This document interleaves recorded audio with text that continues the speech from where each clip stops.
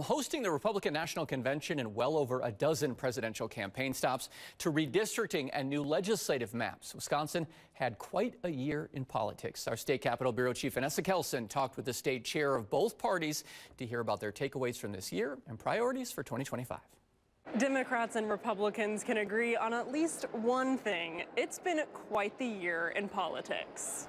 We had a lot of twists and turns. This year has been a roller coaster. Earlier this month, State Republican Party Chair Brian Schimming celebrated his party's presidential win after formally casting his electoral vote. This is a historic moment.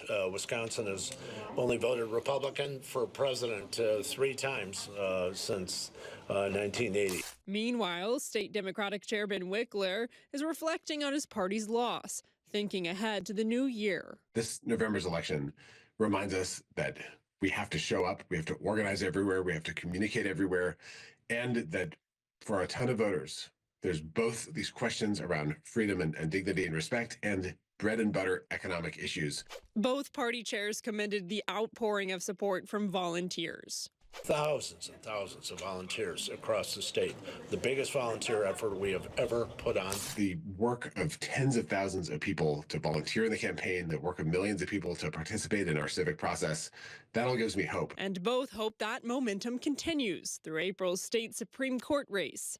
Interest level in elections going forth are as high as I have ever seen them. That race will ultimately decide the balance of the court. The spring Supreme Court election, just a few months away, is one of the most important moments in our kind of story and journey as a state. In true Wisconsin fashion, as 1 year of unprecedented politics comes to a close, we're already getting ready for another big race in the Battleground State. In Madison, Vanessa Kelson.